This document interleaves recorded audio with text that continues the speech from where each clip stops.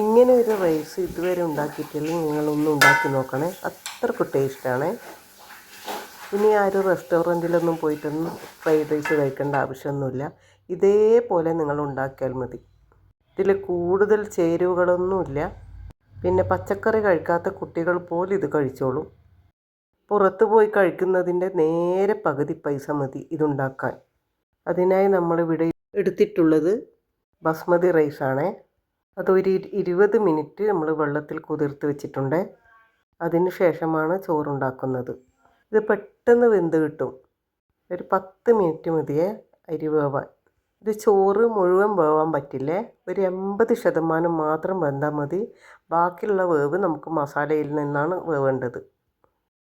അങ്ങനെ വെള്ളമൊക്കെ ചൂടായി കഴിഞ്ഞപ്പോൾ നമ്മൾ അരി ഇട്ട് കൊടുത്തിട്ടുണ്ട്. അരി ഇട്ട് കഴിഞ്ഞാൽ നമ്മൾ അപ്പുറം ഇപ്പുറമൊന്നും മാറിപ്പോകല്ലേ, കാരണം വേവ് തീരെ ഇല്ലാത്തൊരു അരിയാണിത്. അതുമാത്രമല്ല ഇടയ്ക്ക് വെന്തോന്ന് ഒന്ന് നോക്കുകയും ചെയ്യണം. ഇടയ്ക്കിടയ്ക്ക് ഇളക്കി കൊടുത്ത് അരി പൊടിഞ്ഞ് പോകാതെയും സൂക്ഷിക്കണേ. ഒരു 80% വെന്താൽ നമുക്ക് ചോറ് അടിപൊളിയായിട്ട് കിട്ടും. ഇതുപോലെ തന്നെ ഉണ്ടാക്കിയാൽ നിങ്ങൾ ഒരിക്കലും പിന്നീട് ഹോട്ടലിൽ പോയിട്ട് കഴിക്കില്ല. പിന്നെ ആവശ്യത്തിന് വീട്ടിൽ നിന്ന് ഉണ്ടാക്കി കഴിക്കുകയും ചെയ്യും. ഇപ്പോൾ 1 കിലോ അരിക്ക് നമുക്ക് ഇഷ്ടം പോലെ കഴിക്കാനുണ്ടായിരുന്നു. നമ്മളെ ഫ്രൈഡ് റൈസിന് ആവശ്യമായ സാധനങ്ങളാണിവ. ആദ്യം തന്നെ നമ്മളൊരു പാത്രം വെച്ചു. ചോറൊക്കെ വെന്ത് വാർത്തിട്ടുണ്ടേ. പാത്രം നന്നായി ചൂടായി വന്നപ്പോൾ നമ്മൾ അതിലേക്ക് 100 ഗ്രാം ബട്ടറാണ് ചേർത്ത് കൊടുത്തത്. ഈ ബട്ടർ മാത്രം മതി, പിന്നെ നെയ്യോ ഓയിലോ ഒന്നും ഇതിനാവശ്യമില്ല. അതുകൊണ്ടാണ് 100 ഗ്രാം തന്നെ ചേർത്ത് കൊടുത്തത്. അങ്ങനെ ബട്ടറൊക്കെ നന്നായി മെൽട്ടായി വരുന്നുണ്ട്. എല്ലാം നല്ലവണ്ണം മെൽട്ടായി വന്നാൽ മാത്രം ഒരു ചിക്കൻ സ്റ്റോക്കാണ് അതിലേക്ക് പൊടിച്ച് ചേർത്ത് കൊടുത്തത്. അതും ബട്ടറിൻ്റെ കൂടെ നന്നായി യോജിപ്പിച്ച് കട്ടയൊക്കെ മാറിക്കഴിഞ്ഞാൽ അതിലേക്ക് നമ്മൾ ആദ്യം തന്നെ ചേർക്കേണ്ടത് പച്ചക്കറികളാണ്. പച്ചക്കറികളായിട്ട് എടുത്തത് ബീൻസും ക്യാരറ്റും ക്യാപ്സിക്കവുമാണ്. ആദ്യം തന്നെ ബീൻസ് ഇട്ട് കൊടുത്ത്, അതിനാണല്ലേ കുറച്ച് വേവ് കൂടുതൽ.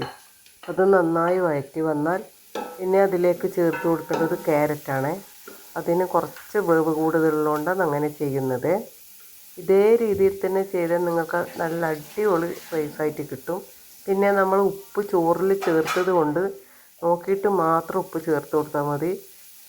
നമ്മളിവിടെ മസാലയ്ക്ക് ഉപ്പ് ചേർത്തിട്ടില്ല, ചിക്കൻ സ്റ്റോക്ക് ഉള്ളതുകൊണ്ട്. നിങ്ങൾ ചിക്കൻ സ്റ്റോക്ക് ചേർക്കുന്നില്ലെങ്കിൽ മാത്രം ഉപ്പ് ചേർത്ത് കൊടുത്താൽ മതിയേ. എല്ലാറ്റിനും ഉപ്പ് കൂടിപ്പോയാൽ പിന്നെ ഒന്നും ചെയ്യാൻ പറ്റില്ല.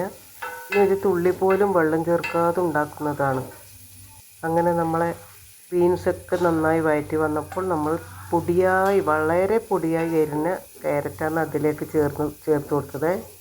അതും നന്നായി മിക്സ് ചെയ്ത് ഇളക്കി യോജിപ്പിക്കണേ. പിന്നെ ഒന്ന് മൂടി വെച്ച് കുറച്ച് വേവിച്ചെടുക്കണേ. പച്ചക്കറിക്ക് എന്തായാലും കുറച്ച് വേവുണ്ടാവുമല്ലോ. നിങ്ങൾ എൻ്റെ ചാനൽ ആദ്യമായിട്ടാണ് കാണുന്നതെങ്കിൽ ഒന്ന് സബ്സ്ക്രൈബ് ചെയ്ത് സപ്പോർട്ട് ചെയ്യണേ. പിന്നെ ബെല്ലൈക്കനും കൂടി ഒന്ന് ചെയ്തേക്കണേ. അങ്ങനെ നമ്മളെ പച്ചക്കറിയെല്ലാം ഒരു പകുതി വേവായിട്ടുണ്ട്. അതൊക്കെ നന്നായി ഇളക്കി ആ പാത്രത്തിൻ്റെ ചുറ്റിൽ ഇതുപോലെ മാറ്റി വെച്ചാൽ മതി.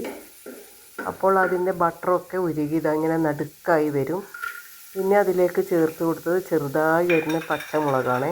പിന്നെ ചേർത്തത് 2 ടീസ്പൂണും, 1 ടീസ്പൂൺ വെളുത്തുള്ളിയും 1 ടീസ്പൂൺ ഇഞ്ചിയും ചെറുതായി അരിഞ്ഞതാണ്. അതും പച്ചമുളകും കൂടി ഒന്ന് നന്നായി ഇളക്കി യോജിപ്പിക്കണേ. പിന്നെ ആദ്യം ചേർത്ത മസാലയും എല്ലാം കൂടി ഒന്ന് നന്നായി വഴറ്റി വീണ്ടും ആദ്യത്തെ പോലെ തന്നെ മാറ്റി വെക്കണേ. ഇതൊക്കെ വളരെ ഈസിയാണ്. എല്ലാം ആദ്യം തന്നെ അരിഞ്ഞ് വെച്ചാൽ മാത്രം മതി. ഇങ്ങനെ ഉണ്ടാക്കി കൊടുത്താൽ എന്തായാലും നിങ്ങളെ കുട്ടികൾ നല്ലവണ്ണം കഴിക്കും. പിന്നെ നമ്മളതിലേക്ക് ചേർത്തത് ക്യാപ്സിക്കമാണ്. ഒരു വലിയ ക്യാപ്സിക്കമാണ് എടുത്തിട്ടുള്ളത്. നമ്മൾ 1 കിലോ അരിൻ്റെ റൈസാണ് ഉണ്ടാക്കുന്നത്. 2 ക്യാരറ്റും ഒരു 15 ബീൻസുമാണ് എടുത്തത്. പിന്നെ ഒരു വലിയ ക്യാപ്സിക്കവും, പിന്നെ 1/4 ടീസ്പൂൺ ഇഞ്ചിയും 1/4 ടീസ്പൂൺ വെളുത്തുള്ളിയും, പിന്നെ ഒരു 1/2 കിലോ എല്ലില്ലാത്ത ചിക്കൻ വളരെ പൊടിയായി അരിഞ്ഞ് നല്ല വൃത്തിയിൽ കഴുകി അരമണിക്കൂർ ഊറ്റി വെച്ചിട്ടുണ്ട്. ഒട്ടും വെള്ളം ഉണ്ടാകാൻ പാടില്ല.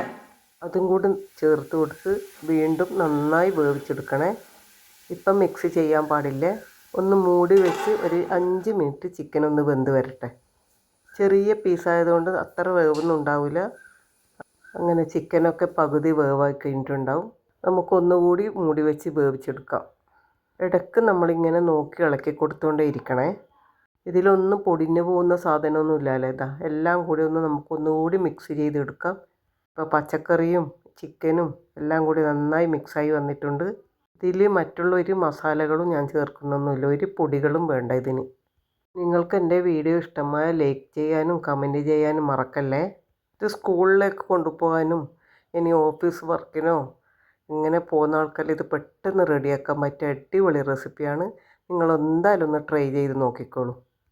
പെട്ടെന്ന് ഉണ്ടാക്കണമെങ്കിൽ നിങ്ങൾ തലേന്നേ പച്ചക്കറികളെല്ലാം ഇങ്ങനെ കട്ട് ചെയ്ത് വെച്ചാൽ മതി. ഇനി റൈസായാലും ഉണ്ടാക്കി ഫ്രിഡ്ജിൽ വെച്ചാൽ മതി. അങ്ങനെ നമ്മൾ അതിലേക്ക് കുറച്ച് സോയാ സോസ് കൂടി ചേർത്ത് കൊടുത്തിട്ടുണ്ട്. പിന്നെ നമ്മൾ ചേർത്ത് കൊടുത്തത് ഗ്രീൻ ചില്ലി സോസാണേ. അത് കയ്യിലുണ്ടെങ്കിൽ മാത്രം ചേർത്താൽ മതി, നിർബന്ധമൊന്നുമില്ല. എന്നാൽ ചേർത്ത് കൊടുത്താൽ ടേസ്റ്റും ഉണ്ടാവും. അങ്ങനെ എല്ലാം അടിപൊളിയായി വന്നിട്ടുണ്ട്. ഞാൻ ഉപ്പ് ചേർക്കാത്തത് ചിക്കൻ സ്റ്റോക്ക് ഇട്ടത് കൊണ്ടാണ്. ചിക്കൻ സ്റ്റോക്ക് നിങ്ങളെ കയ്യിലില്ലെങ്കിൽ കുറച്ച് ഉപ്പ് ചേർത്ത് കൊടുത്താൽ മതി, കുഴപ്പമൊന്നുമില്ല. രുചിക്കൊരു കുറവൊന്നും ഉണ്ടാവുകയും ചെയ്യില്ല. പിന്നെ നമുക്ക് ഹോട്ടൽ സ്റ്റൈൽ കിട്ടണമല്ലോ, അതുകൊണ്ട് മാത്രം ചേർത്ത് കൊടുത്തതാണ്. നമ്മുടെ കുട്ടികൾക്കെല്ലാം ഇങ്ങനെ ഉണ്ടാക്കി കൊടുത്താൽ നല്ലവണ്ണം അവർ കഴിച്ചോളും. അങ്ങനെ എല്ലാം നന്നായി മിക്സായി വന്നിട്ടുണ്ട്. എല്ലാം നല്ല കറക്റ്റ് പാകത്തിന് വന്നിട്ടുണ്ട്. ചിക്കനും പച്ചക്കറിയും ഇഞ്ചിയും വെളുത്തുള്ളിയും സോസും എല്ലാം കൂടി നന്നായി വെന്ത് വന്നിട്ടുണ്ട്. പിന്നെ നമ്മൾ അരി 80% വേവിച്ച് വെച്ചത്, ബാക്കി ഈ മസാലയിൽ നിന്ന് വെന്തോളും. അങ്ങനെ എല്ലാം ഒന്ന് നമുക്ക് മൂടി വെച്ച് പിന്നെയാണ് നമുക്കതിൽ കാര്യമായ ഒരു സാധനം ചേർക്കേണ്ടത്. പിന്നെ അതിനായി നമ്മൾ 5 മുട്ടയാണ് എടുത്തിട്ടുള്ളത്. മുട്ട ഉപ്പൊന്നും ചേർക്കാതെ തന്നെ നമ്മൾ മറ്റൊരു ചീനച്ചട്ടിയിലേക്ക് മാറ്റി നന്നായി വെന്ത് വന്നപ്പോൾ അത് ചെറിയ പീസുകളാക്കിയാണ് നമ്മൾ പിന്നെ ചോറിലേക്ക് ചേർക്കേണ്ടത്. പിന്നെ അപ്പുറത്തെ അടുപ്പിലൊരു പാൻ വെച്ച് അതിലേക്ക് കുറച്ച് നെയ്യ് ഒഴിച്ച് കൊടുത്ത് മുട്ട പൊരിക്കാൻ വെച്ചിട്ടുണ്ട്. മുട്ട നല്ലവണ്ണം വേവണേ. പിന്നെ അത് നല്ല ചെറിയ ചെറിയ പീസുകളാക്കി ചോറൊക്കെ ഇട്ട് കഴിഞ്ഞാലാണ് നമ്മളതിലേക്ക് ചേർക്കുക. പിന്നെ നമ്മൾ വേവിച്ച് വെച്ച റൈസ് കുറേശ്ശെയായിട്ട് ഇട്ട് കൊടുക്കുന്നുണ്ട്. കുറേശ്ശെയായിട്ട് ഇട്ട് മസാല മിക്സ് ചെയ്തുകൊണ്ടേ ഇരിക്കണം, എന്നാലേ എല്ലാ സ്ഥലത്തും ഒരേപോലെ മസാല പിടിക്കും. നല്ലവണ്ണം മിക്സ് ചെയ്തുകൊണ്ടേ ഇരിക്കണേ. ഇതിന് കറികളൊന്നും വേണമെന്നൊന്നുമില്ല. നമ്മൾ ചില്ലി ചിക്കൻ ഉണ്ടാക്കിയിട്ടുണ്ടായിരുന്നു. ചില്ലി ചിക്കനും കൂടി ഉണ്ടെങ്കിൽ അടിപൊളിയായിരിക്കും. ഏറ്റവും എല്ലാവർക്കും എളുപ്പം ഇത് സ്കൂളിലേക്കും ഓഫീസിലേക്കെല്ലാം പോകുമ്പോൾ പെട്ടെന്ന് ഉണ്ടാക്കാൻ പറ്റുന്ന ഒരേ ഒരു റെസിപ്പിയാണ് ഇത്.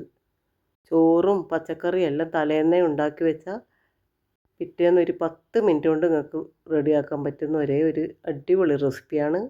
തീർച്ചയായും ഉണ്ടാക്കി നോക്കണേ. അങ്ങനെ നമ്മളെല്ലാ ചോറും അതിലേക്ക് ചേർത്തു വീണ്ടും നന്നായി മിക്സ് ചെയ്തുകൊണ്ടിരിക്കണേ. എന്താ എല്ലാവരും റെഡിയല്ലേ ഇതുണ്ടാക്കാൻ? അപ്പോഴേക്കും നമ്മളെ മുട്ടയൊക്കെ നന്നായി വെന്ത് വരുന്നുണ്ട്. ചോറ് റെഡിയാകുമ്പോഴേക്കും മുട്ടയും റെഡിയാവും. റെഡിയായി കഴിഞ്ഞാൽ അത് വളരെ ചെറുതായി നുറുക്കി ചോറിലേക്ക് ചേർത്ത് കൊടുക്കുകയും ചെയ്തത്. അപ്പോൾ എന്തായി? പച്ചക്കറിയുമായി ചിക്കനുമായി മുട്ടയുമായി എല്ലാമായി. ഇനി നിങ്ങൾ ഇതുപോലെ ഉണ്ടാക്കിയിട്ട് എനിക്ക് കമൻറ്റ് ചെയ്യൂ. കണ്ടോ, 1 കിലോ അരിൻ്റെ ചോറ് എത്ര പാടുണ്ടെന്ന് നോക്കൂ. 10-15 പേർക്ക് കഴിക്കാൻ പറ്റും. നിങ്ങളിപ്പോൾ ഹോട്ടലിലോ റെസ്റ്റോറൻറ്റിലോ പോയി കഴിഞ്ഞാൽ ഇത്ര കിട്ടുമോ? അതേ രുചിയുള്ള ചോറ് തന്നെയാണ്, ഒരു വ്യത്യാസവുമില്ല, ഒരു മായവും ചേർത്തിട്ടുമില്ല.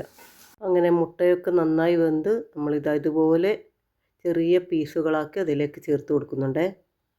നിങ്ങൾക്ക് പഠിക്കാൻ വേണ്ടി മാത്രമാണ് ഇത്രയും വ്യക്തമായി ഞാൻ പറയുന്നത്, അറിയാത്തവർക്ക് വേണ്ടി മാത്രം. അങ്ങനെ നമ്മളെ ഫ്രൈഡ് റൈസ് എല്ലാം അടിപൊളിയായിട്ട് സെറ്റായി വന്നിട്ടുണ്ട്. ഇനി മുട്ടയും കൂടി ചേർത്ത് യോജിപ്പിച്ചെടുത്താൽ മാത്രം മതി.